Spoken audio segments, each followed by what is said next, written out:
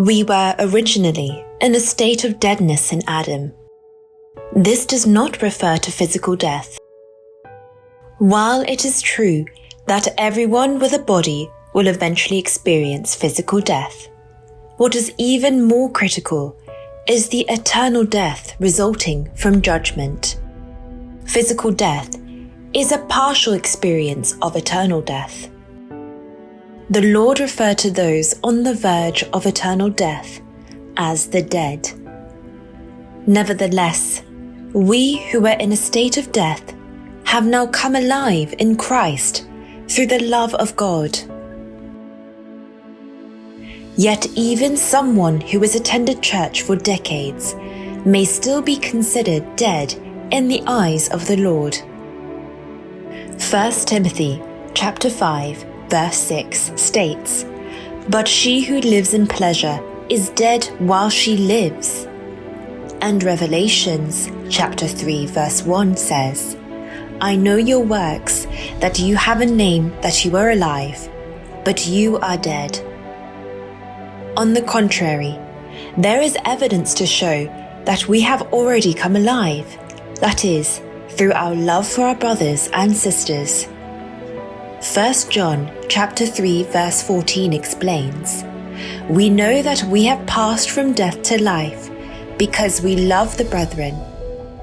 He who does not love his brother abides in death." When we were dead, we lived in trespasses and sins. During that time, we followed the course of the world, which was entirely immersed in sin. We even opposed God's commandments, influenced by Satan, who is the prince of the power of the air. Strangely, we perceived ourselves as free and independent, convinced that we were unaffected by any influences. Furthermore, we had a deeply ingrained tendency towards disobedience, leading to a strong allergic reaction to sayings like, "I believe in God," "I obey God." Since we were born with this sinful nature, our fate was destined for hell.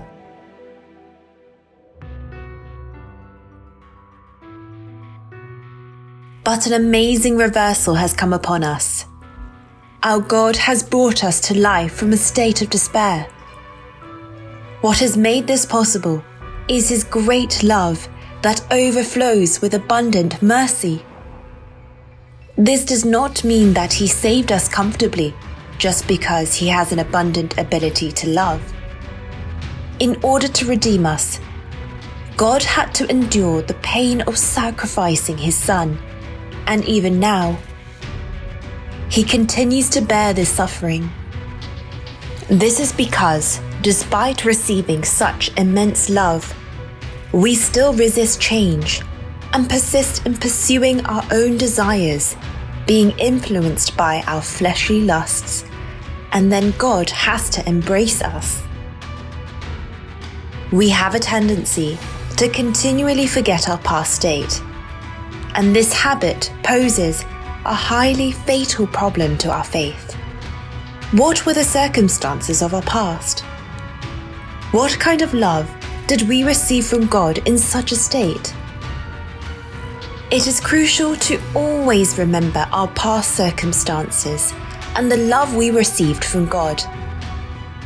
This enables our hearts to be filled with gratitude towards the Lord and to keep our determination to follow His commandments unwavering. Satan's work is not confined to the realm of unbelief. He continues to persistently battle and attempt to lead Christians astray until his ultimate descent into hell, even though Satan has already been judged. Our new life in Christ is not about conforming to a specific set of patterns. Rather, it is a life of relationship with the living God, guided by His love. Let us abandon the habit of following the ruler of the kingdom of the air. Instead, let us manifest God's love through ourselves as recipients of His love.